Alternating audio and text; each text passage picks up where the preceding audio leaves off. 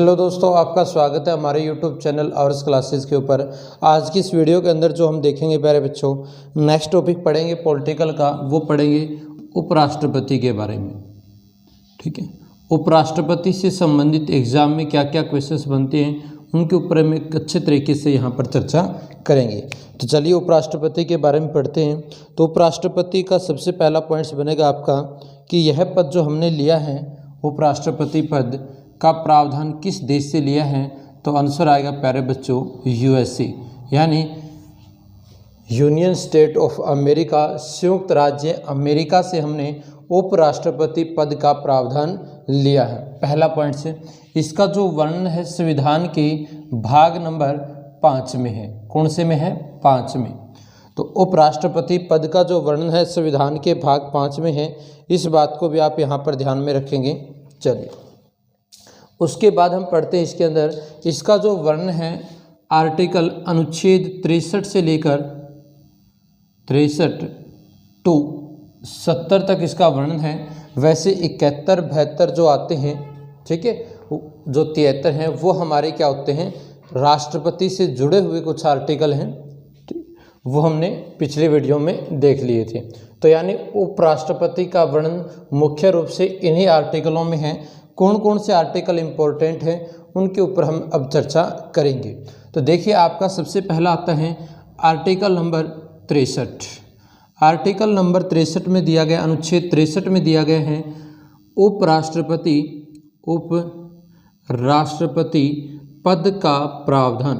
उपराष्ट्रपति पद का प्रावधान, ठीक है। और आपको ये भी जानकारी होनी चाहिए कि देश का प्रथम नागरिक जो होते हैं वो भारत के राष्ट्रपति वर्तमान जो हैं वो होंगे।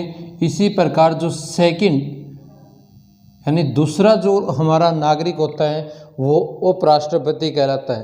पद के क्रम के हिसाब से लगा जाए, सबसे सर्वोच्च पद राष्ट्रपति का और दूसरे नंबर पर कौन सा आता है? उपराष्ट्रपति पद आता है। इस बात को आप यहाँ पर ध्यान में रखेंगे। आगे हम बात करते हैं आर्टिकल नंबर 64, ठीक है। आर्टिकल 64 और आर्टिकल 65 दोनों ही ध्यान में रखने हैं, क्योंकि यही दोनों आर्टिकल, देखिए आर्टिकल जो 64 हैं और आर्टिकल जो 65 हैं, ये दोनों क्या दर्शाते हैं? भारत के उपराष्ट्रपति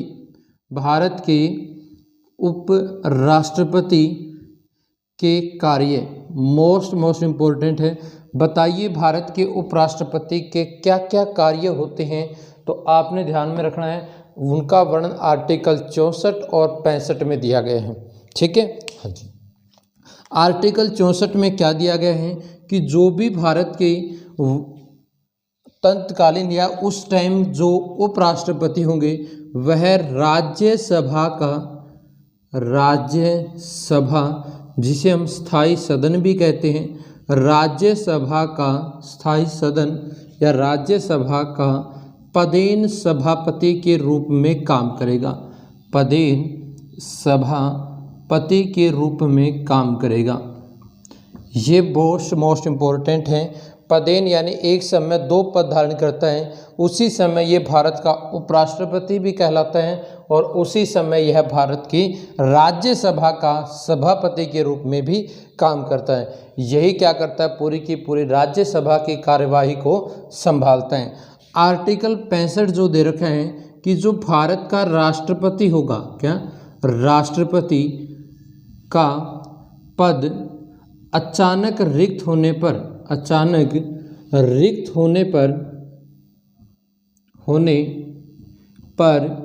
कार्यवाहक राष्ट्रपति के रूप में काम करना। कार्यवाहक राष्ट्रपति के रूप में काम कौन करेगा? उपराष्ट्रपति। काम करना, ठीक है। अचानक जो पद रिक्त में, इसमें 2 पॉइंट्स आपने ध्यान में रखने प्यारे बच्चों। एक क्या होगा, यदि भारत का जो राष्ट्रपति है उनका अचानक देहांत हो जाता है या वो त्यागपत्र दे देते हैं या उसे महाभियोग प्रक्रिया से हटाए जाते हैं, ठीक है। एक तो उस तरीके से होगा आपका, ठीक है। यानी क्या क्या कारण होंगे? यानी अचानक देहांत हो गया हो भारत के राष्ट्रपति का, तो उपराष्ट्रपति क्या करेगा, कार्यवाहक राष्ट्रपति के रूप में काम करेगा। या उन्होंने क्या कर दिया, पद से त्याग पत्र दे दिया हो, त्याग पत्र दे दिया हो, ऐसा भी हो सकता है। तीसरा जो हम कारण करेंगे, महाअभियोग प्रक्रिया, महाअभियोग प्रक्रिया, यानी ये 3 है जिससे भारत के राष्ट्रपति पद खाली हो जाता है। ठीक है, हाँ जी। तो ये 3 पॉइंट्स ध्यान में रखना। महाभियोग प्रक्रिया से आज तक कोई भी पद खाली नहीं हुआ। पद से त्यागपत्र जरूर दिया गया था, लेकिन भारत का उपराष्ट्रपति ने पद को सुघोषित नहीं किया था, क्योंकि जब त्यागपत्र दिया था वी गिरि ने, वो कार्यवाहक ही राष्ट्रपति थे। 1969 की बात है ये। तो उस टाइम आपकी जो सुप्रीम कोर्ट के जज थे एम हिदायतुल्लाह ने पद धारण किया था।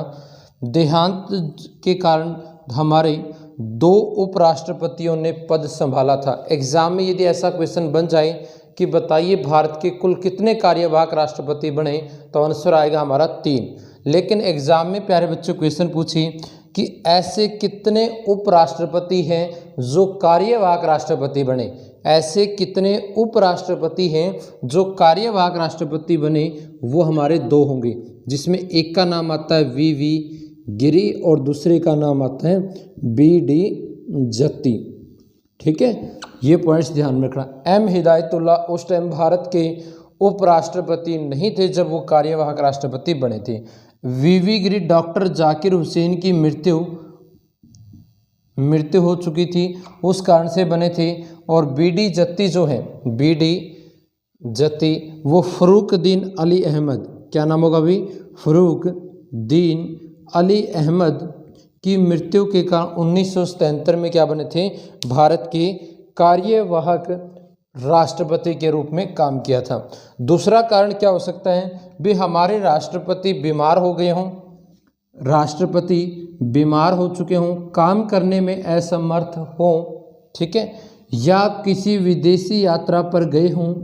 उस टाइम क्या किया जाता है, विदेशी यात्रा पे गए हों, उस टाइम भारत के उपराष्ट्रपति को कार्यवाहक के रूप में काम करना पड़ता है। ऐसा बहुत बार हुआ है। बात करें 1960 के अंदर डॉक्टर राजेंद्र प्रसाद भारत के राष्ट्रपति थे।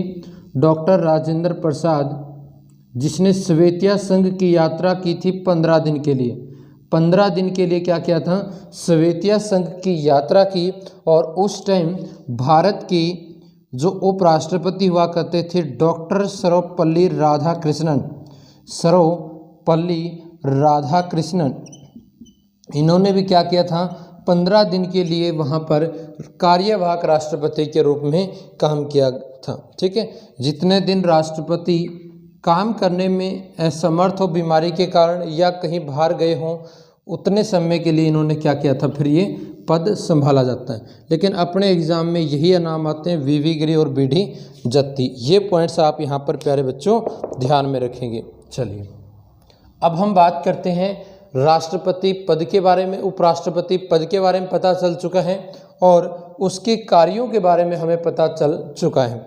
अब हम पढ़ते हैं इसकी योग्यताएं क्या होती हैं, चुनाव कैसे होता है, उन चीज़ों का अब हम वर्णन करते हैं। आशा करता हूं कि ये सारी की सारी बातें आपको समझ में आई होंगी। चलिए अब हम बात करते हैं आर्टिकल नंबर 66। आर्टिकल नंबर 66 में सारे के सारी बातें उपराष्ट्रपति के चुनाव, निर्वाचन और योग्यता सब कुछ इसके अंदर बताया गया है। कौन से आर्टिकल में, 66 में। ठीक है, तो चलिए हम पढ़ते हैं आर्टिकल नंबर 66। ठीक है, अनुच्छेद जो 66 है उसमें हमारा क्या क्या चीज़ें दे रखी है, योग्यता दे रखी है, योग्यताएं। उसके बाद हमारा यहाँ पर दे रखा है निर्वाचन मंडल और निर्वाचन पद्धति, तीनों का वर्णन इसी के अंदर आता है भी, निर्वाचन पद्धति। ये पॉइंट्स आप यहाँ पर ध्यान में रखेंगे। चलिए तो हम बात करते हैं योग्यताएं क्या होंगी भारत के उपराष्ट्रपति की। तो योग्यताओं में सबसे पहले पॉइंट्स ध्यान में रखना कि कम से कम जो आयु होगी, आयु कम से कम मैं एक बार मार्कर में इंक डाल देता हूँ।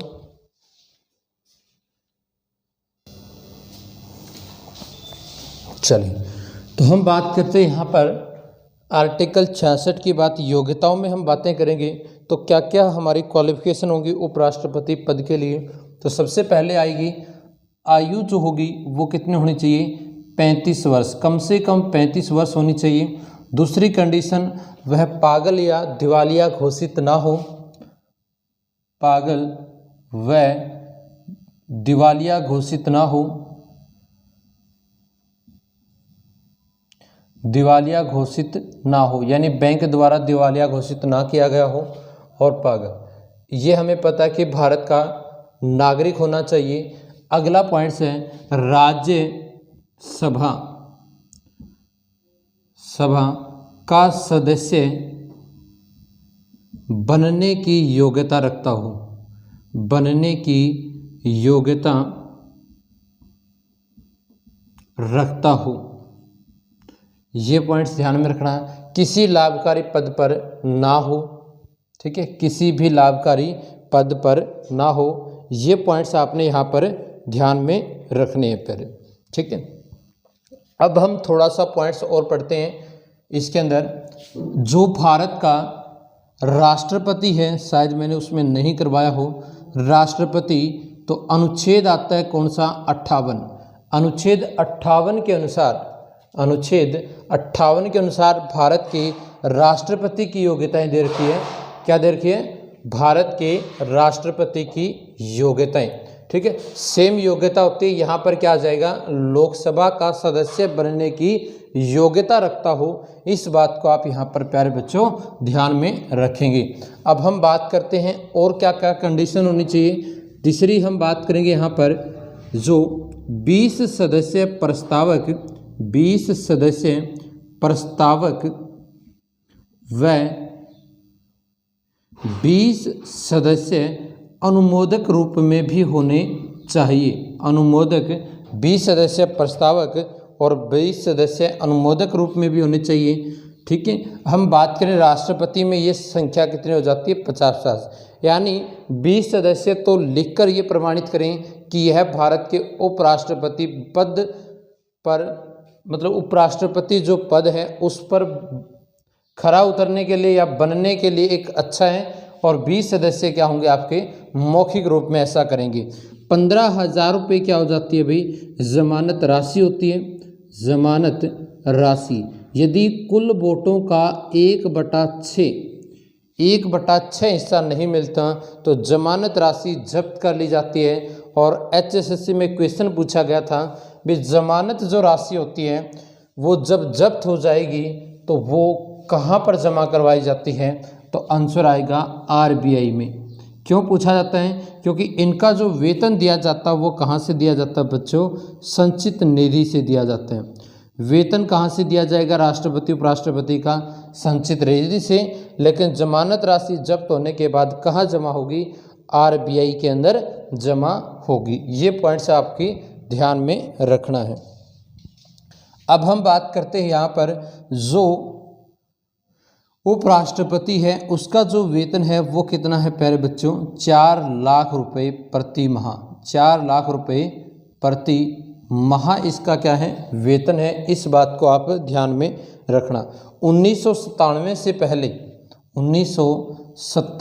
पहले भारत का जो उपराष्ट्रपति है वो सेवानिवृत्त होने के बाद पेंशन का हकदार नहीं होता था। लेकिन वर्तमान में 1997 से लेकर अब तक रिटायर यानी सेवानिवृत्त जो उपराष्ट्रपति होते हैं वो क्या होते हैं, पेंशन के भागीदारी भी होते हैं। इस बात को भी आप ध्यान में रखना। चलिए, लेकिन ये पॉइंट्स भी ध्यान में रखना, भारत के उपराष्ट्रपति का अभी मैंने आर्टिकल 64 और 65 बताया। इसमें क्या है आपका, एक जगह तो 65 में तो कार्यवाहक राष्ट्रपति के रूप में काम कर रहा है और 64 में राज्यसभा में काम कर रहा है, यानी उपराष्ट्रपति पद का कोई भी कार्य नहीं होता। तो इसको जो वेतन दिया जाता है ये भी आपका क्या है, उपराष्ट्रपति के रूप में नहीं दिया जाता। इस वेतन का जो वर्णन दे रखा है आर्टिकल 97 में दे रखा है, अनुच्छेद नंबर 97। अनुच्छेद 97 में कहा गया है कि राज्यसभा के जो सभापति हैं उसका जो वेतन है उसका वर्णन हमारा दिया हुआ है। कौन से अनुच्छेद में? 97 में दिया हुआ है। लेकिन उपराष्ट्रपति पद पर इसका कोई भी वेतन नहीं दिया गया, ना क्योंकि इसका कोई कार्य नहीं होता। अब हम बात करते हैं निर्वाचन मंडल, इसके चुनाव में कौन कौन भाग लेता है, इस बात का वर्णन भी अनुच्छेद 66 में ही दिया गया है। तो निर्वाचन मंडल में इसमें सिर्फ संसद के ही सदस्य भाग लेते हैं प्यारे बच्चों। कौन से? संसद। और संसद के सदस्यों में बात करेंगे लोकसभा और राज्यसभा। एक लोकसभा होती है और एक राज्यसभा। हम बात करें लोकसभा पूरी की पूरी लोकसभा हमारी भाग लेती है और ऐसे ही राज्यसभा भाग लेती है। कहने का मतलब जब आप राष्ट्रपति में ये शब्द पढ़ेंगे, ठीक है, अनुच्छेद नंबर 54 के अंदर पढ़ा जाता है निर्वाचन मंडल के बारे में, तो जो हमारी लोकसभा और राज्यसभा है वहाँ पर साथ में एक निर्वाचित सदस्य जुड़ जाता है। यानी लोकसभा के भी निर्वाचित और राज्यसभा के भी निर्वाचित सदस्य राष्ट्रपति के चुनाव में भाग लेते हैं। परंतु यदि उपराष्ट्रपति की बात करेंगे, लोकसभा की निर्वाचित प्लस मनोनीत, हम कह सकते हैं वर्तमान में कितने सदस्य हैं? 545 सदस्य हैं। इसी प्रकार राज्यसभा में भी आपके मनोनीत और आपके निर्वाचित सदस्य लेंगे, जिनकी संख्या प्यारे बच्चों कितनी है? 245 सदस्य हैं। ठीक है, कितने हो गए टोटल? 790 सदस्य क्या लेते हैं? उपराष्ट्रपति के चुनाव में भाग लेते हैं। लेकिन हम बात करेंगे यहाँ पर, इसमें से यदि 14 में घटा देता हूँ, ठीक है, 6 बच गए, 7 यानी 776 सदस्य क्या करते हैं? राष्ट्रपति के चुनाव में भाग लेते हैं, क्योंकि 12 सदस्य राज्यसभा के और 2 सदस्य लोकसभा के मनोनीत भाग नहीं लेते हैं। परंतु यहाँ पर एक पॉइंट्स और ध्यान में रखना, इसके चुनाव में यानी उपराष्ट्रपति के चुनाव में विधानसभा के सदस्य भाग नहीं लेते। ठीक है, विधानसभा के सदस्य सिर्फ भारत के राष्ट्रपति के चुनाव में भाग लेते हैं, उपराष्ट्रपति के चुनाव में भाग नहीं लेंगे। अगली पॉइंट्स है, ऐसा कौन सा सदन है जिसको राष्ट्रपति और उपराष्ट्रपति चुनने का कोई हक नहीं है, यानी वो किसी के चुनाव में भाग नहीं लेता, तो वो आता है राज्य विधान परिषद। उसका नाम क्या होगा? राज्य विधान परिषद। इस बात को भी प्यारे बच्चों ध्यान में रखना है आपने। चलिए, ये सारे के सारे पॉइंट्स ध्यान में रखने हैं। अगली हम बात करते हैं जो राष्ट्रपति का, उपराष्ट्रपति जो है उपराष्ट्रपति, उसका निर्वाचन पद्धति सेम है जैसे कि भारत के राष्ट्रपति की है, एकल सहकर्मणीय अनुपातिक पद्धति। तो इसका चुनाव कैसे होगा? अप्रत्यक्ष रूप से एकल सहकर्मणीय अनुपातिक पद्धति। लेकिन एक चीज़ मैं आपको बता देता हूँ, जो मूल संविधान था हमारा, मूल संविधान की मैं प्यारे बच्चों बात करूं 26 जनवरी 1950, यानी जो मूल संविधान था, मूल संविधान में ऐसा उपराष्ट्रपति के चुनाव के बारे में कुछ भी नहीं लिखा गया था। एक संशोधन लाया गया, 11वां संविधान संशोधन 1961, 11वां संविधान संशोधन 1961। उसके बाद क्या होने लगे थे? चुनाव होने लगे थे। इससे पहले क्या होता था? जो हमारी संसद है उसकी संयुक्त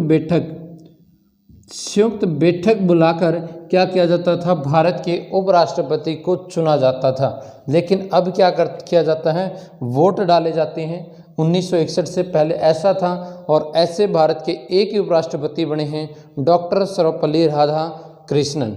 तो ये पॉइंट्स आपने यहाँ पर ध्यान में रखने हैं, उपराष्ट्रपति के निर्वाचन से संबंधित और उसकी योग्यताएं। आर्टिकल जो 67 है 67, ठीक है, इसको और देख लेते हैं हम। आर्टिकल 67 के बारे में भी ये बातें आपको समझ में आई होगी। चलिए अब हम देखते हैं अनुच्छेद 67 क्या कहता है। अनुच्छेद 67 में वही दे रखे हैं जो राष्ट्रपति का आर्टिकल 56 में दे रखे हैं, यानी उसके कार्यकाल के बारे में वर्णन दे रखे हैं। अनुच्छेद 67 में दे रखे हैं उपराष्ट्रपति का कार्यकाल। यानी जैसे वो पद धारण करते हैं, उपराष्ट्रपति पद धारण करते हैं, उपराष्ट्रपति पद धारण करता है। पद धारण से वह 5 वर्ष तक क्या करेगा, आपका इस पद पर रहेगा। कितने दिन तक? 5 वर्ष। यानी भारत के उपराष्ट्रपति का कार्यकाल कितना होगा प्यारे बच्चों? तो आंसर आएगा 5 वर्ष होगा। अगली हम बात करें इसमें, अगला जो पॉइंट्स होगा, क्या इसको समय से पहले हटाया जा सकता है? हमारा जो भारतीय संविधान है, भारतीय संविधान के अंदर भारत की उपराष्ट्रपति पद से हटाने की कोई भी प्रक्रिया का वर्णन नहीं किया गया। इस बात को आप यहाँ पर ध्यान में रखेंगे। कोई भी प्रक्रिया का वर्णन नहीं किया गया, परंतु एक रीति बनी हुई है। आज तक ऐसा हुआ भी नहीं कभी, एक रीति जरूर बनी हुई है। वो क्या बनी हुई है वो देखिए। इसके अंदर एक राज्यसभा और एक हमारी लोकसभा, यानी राज्यसभा और लोकसभा के सदस्य ही क्या कर सकते हैं, यदि हटाना चाहें तो भारत के उपराष्ट्रपति को हटा सकते हैं। ठीक है, अनुच्छेद 61 हमने पढ़ा था, महाभियोग प्रक्रिया। यदि आपने वो वीडियो नहीं देखी तो प्लीज़ वीडियो जाकर देखिए। ठीक है, हाँ, तो ही आपको ये चीज़ें समझ में आएगी। हम बात करते हैं कि भारत के उपराष्ट्रपति को हटाने के लिए सबसे पहले जो बिल लाया जाएगा, यानी विधेयक, हम बिल ही कहेंगे हम, जो हटाने का बिल लाया जाएगा वो कहाँ पर लाया जाता है? राज्यसभा में लाया जाता है। मोस्ट इम्पोर्टेंट पॉइंट है ये प्यारे बच्चों, कि भारत के उपराष्ट्रपति को हटाने की प्रक्रिया किस सदन से शुरू की जाती है? तो आंसर आएगा राज्यसभा। लेकिन एग्जाम में आपसे पूछा जाए कि भारत की राष्ट्रपति को हटाने की प्रक्रिया का वर्णन कौन से सदन से शुरू होती है? तो आंसर आएगा लोकसभा या राज्यसभा, कौन सा भी कर सकता है, दोनों में से कोई एक होना चाहिए। लेकिन जब उपराष्ट्रपति को हटाना तो राज्यसभा ही शुरुआत करेगी, न कि लोकसभा करेगी। राज्यसभा के कम से कम क्या होंगे? 50 सदस्य, कम से कम 50 होने चाहिए, इससे ज़्यादा कितने भी हों। 50 सदस्य क्या करेंगे? एक बिल पर हस्ताक्षर करेंगे और 14 दिन पहले सभापति, क्योंकि ये सभापति के रूप में काम कर रहा है, तो 14 दिन पहले इसको क्या करेंगे? सूचित करेंगे कि आपको पद से हटाया जा रहा है। कम से कम कितने? 50 सदस्य राज्यसभा के अंदर। उसके बाद क्या होता है प्यारे बच्चों, ध्यान सुनना, जब यहाँ से 14 दिन के बाद इसकी जो भी सुनवाई वगैरह है वो सारा यहाँ पर हो जाता है, उसके बाद कुछ नहीं होगा। उसके बाद यह कहाँ चला जाता है? राज्यसभा में चला जाता है। और राज्यसभा में प्रभावी मतों से इसको क्या कर दिया जाता है? प्रभावी साधारण, ये हम कह सकते हैं प्रभावी बहुमत, यह हम कह सकते हैं आगे प्रभावी बहुमत में साधारण से पारित करके भारत के उपराष्ट्रपति को पद से हटा दिया जाता है। प्रभावी मत का मतलब ये होता है, भी प्रभावी मत लिख लीजिए। प्रभावी मत का मतलब ये होता है कि जिस दिन यह बिल लोकसभा में लाया गया, यानी लोकसभा में पहुंचा, उस समय लोकसभा में उपस्थित जो सदस्य होते हैं उन्हीं का वोट क्या कहलाता है? प्रभावी वोट कहलाता है। उपस्थित, यानी ऐसा होता है 545 सदस्य हैं, कोई छुट्टी पर है, कोई बीमार है, मान लीजिए आपके 5 सदस्य अब्सेंट है, तो कितने बचे? 540। ठीक है, तो ये पॉइंट्स ध्यान में रखना।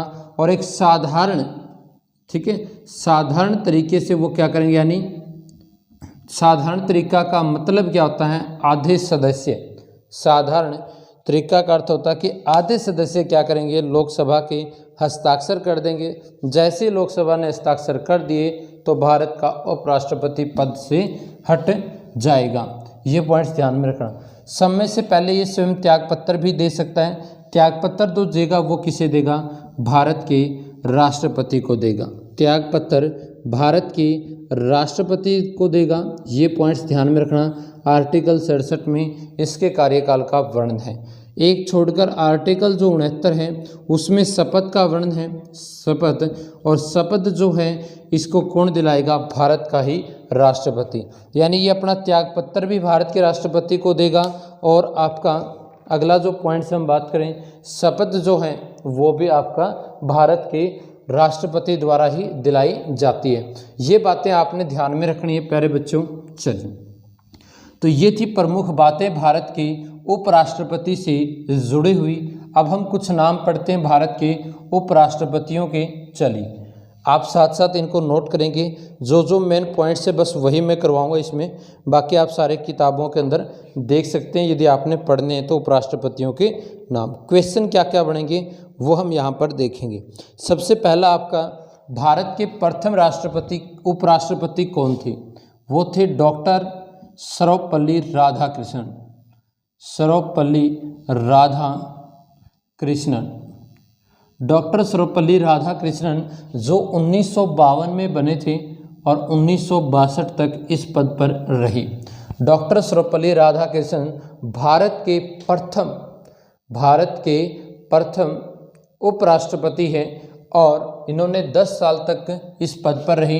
एक आप लिखेंगे डॉक्टर हामिद अंसारी। डॉक्टर हामिद अंसारी 2007 से लेकर 2017 तक भारत के उपराष्ट्रपति पद पर काम किया। ऐसे कौन कौन से व्यक्ति हैं, या हम कह सकते हैं ऐसे कौन से उपराष्ट्रपति हैं जो लगातार दो बार, या हम कह सकते हैं 2 बार भारत के उपराष्ट्रपति पद पर रहे? एक नाम आता है डॉक्टर सर्वपल्ली राधाकृष्णन का, एक आता है डॉक्टर हामिद अंसारी का। ये पॉइंट्स प्यारे बच्चों आप ध्यान में रखेंगे। उसके बाद ऐसे कौन कौन से उपराष्ट्रपति रहे हैं जो कार्यवाहक बने हैं? कार्यवाहक राष्ट्रपति बने हैं। कार्यवाहक राष्ट्रपति बने हैं। ऐसे कौन कौन से उपराष्ट्रपति हैं जो कार्यवाहक राष्ट्रपति बने? एक नाम आता है वी गिरी का और एक नाम आता है BD जत्ती का। ठीक है, ये पॉइंट्स भी आप यहाँ पर ध्यान में रखेंगे। उसके बाद आपका ऐसे कौन कौन से उपराष्ट्रपति हैं जिन्होंने उपराष्ट्रपति, ध्यान से सुनना, ऐसे कौन कौन से उपराष्ट्रपति हैं जो बाद में भारत के कभी राष्ट्रपति भी बने थे? ठीक है, हाँ, तो इसमें ध्यान में रखना। सबसे पहले आएंगे डॉक्टर सर्वपल्ली राधाकृष्णन, यानी उपराष्ट्रपति के बाद राष्ट्रपति पद संभाला, हम कह सकते हैं उपराष्ट्रपति पद के बाद राष्ट्रपति बने हों, अगले प्लान में राष्ट्रपति का चुनाव जीते हों। ठीक है, या हम कह सकते हैं जिन्होंने राष्ट्रपति पद के लिए चुनाव लड़ा है वो कौन कौन है? तो इसमें सबसे पहला आता है डॉक्टर सर्वपल्ली राधाकृष्णन। ठीक है, दूसरे हम बात करेंगे डॉक्टर जाकिर हुसैन। डॉक्टर जाकिर हुसैन, ये पॉइंट्स ध्यान में रखना। क्या क्या होगा? डॉक्टर जाकिर हुसैन। ठीक है, वी गिरी लिखेंगे, एक नाम लिखेंगे वी गिरी। उसके बाद लिखेंगे वेंकट रमन। फिर हम लिखेंगे शंकर दयाल शर्मा। और फिर हम लिखेंगे KR नारायण। ये ऐसे हैं जो भारत के 5-5 साल क्या रह चुके हैं, उपराष्ट्रपति रह चुके हैं, फिर भारत के राष्ट्रपति भी चुनाव में जीते हैं। तो टोटल हमारे 6 हैं। पहले तीनों लगातार हैं, डॉक्टर सर्वपल्ली राधाकृष्णन, डॉक्टर जाकिर हुसैन और वी गिरी। फिर हम बात करते हैं इसका वै शब्द उठा लेते हैं, वे, फिर इसका स और इसका क, यानी वेशक, हम बेशक भी कह सकते हैं। बेशक यानी वेंकट रमन, शंकर दयाल शर्मा, RK नारायण, ये तीनों के तीन लगातार आपके ऐसे ही उपराष्ट्रपति बने और ऐसे ही राष्ट्रपति पद पर रहे थे। ऐसे कौन से उपराष्ट्रपति हैं जिनके पद पर रहते हुए मृत्यु हुई थी? तो आंसर आएगा कृष्ण कांत। ठीक है, कृष्ण कांत उनकी क्या हुई थी? पद पे रहते हुए मृत्यु हुई थी। तो इक्वेशंस बनता है यहाँ पर, यदि भारत के उपराष्ट्रपति पद अचानक समाप्त हो जाता है उस टाइम सभापति के रूप में काम कौन करेगा? तो उस टाइम राज्यसभा के जो उपसभापति होते हैं वही हमारे क्या करते हैं, सभापति के रूप में काम करते हैं। वर्तमान में हमारे कौन हैं, वेंकैया नायडू जो हैं वो भारत के वर्तमान उपराष्ट्रपति, राज्यसभा के सभापति के रूप में काम किया है। ऐसे कौन से उपराष्ट्रपति हैं जिन्होंने त्यागपत्र दिया था, भैरव सिंह शेखावत। भैरव सिंह शेखावत जो हैं, ये भैरव सिंह शेखावत ये क्या थे, भारत के ऐसे उपराष्ट्रपति रहे हैं जो क्या थे, आपके त्यागपत्र दिया था। ठीक है, इन्होंने राष्ट्रपति का चुनाव लड़ा था, उसमें हार गए थे। उपराष्ट्रपति होते हुए राष्ट्रपति का चुनाव लड़ा जा सकता है, क्योंकि उपराष्ट्रपति पद लाभकारी पद नहीं माना जाता। ठीक है, तो ये उस पद से हार गए थे। प्रतिभा देवी सिंह पाटिल के खिलाफ ये लड़े थे। प्रतिभा देवी सिंह प्रथम महिला राष्ट्रपति बनी थी। ये हार गए तो राष्ट्रपति तो नहीं बने, लेकिन इन्होंने गुस्से में, हम कह सकते हैं, इसने उपराष्ट्रपति पद से भी त्यागपत्र दे दिया था, भैरव सिंह शेखावत। इस पॉइंट्स को ध्यान में रखना। समय से पहले जो पद छोड़ा था, ठीक है, वो हमारे समय से पहले जो पद यानी त्यागपत्र दिया था वो इसी का था, भैरव सिंह शेखावत का। ठीक है, लेकिन जो भारत के उपराष्ट्रपति पहले ही उपराष्ट्रपति थे लेकिन फिर राष्ट्रपति बन जाते हैं, उसमें वी गिरी और आर वेंकट रमन है। इन्होंने क्योंकि चुनाव पहले हुए राष्ट्रपति के, तो इन्होंने चुनाव लड़ दिया, वहाँ से जीत गए, और इन्होंने इन पदों के ऊपर 5-5 साल पूरे नहीं किए, क्योंकि इनका कार्यकाल कितना होता है, 5-5 साल। लेकिन इन दोनों ने 5-5 साल पूरे नहीं किए थे राष्ट्रपति पे, उपराष्ट्रपति पद के ऊपर, क्योंकि राष्ट्रपति पहले बन चुके थे। तो ये बातें आपने ध्यान में रखनी है। आई होप, आशा करता हूँ कि आपको बहुत सारी जानकारियाँ मिली होगी। यदि वीडियो अच्छा लगे तो प्लीज़ लाइक करें और ज़्यादा से ज़्यादा वीडियो को शेयर करें। तो नेक्स्ट वीडियो में हम अगला टॉपिक पढ़ेंगे। इस वीडियो में हमारा इतना ही है। वीडियो देखने के लिए बहुत बहुत धन्यवाद।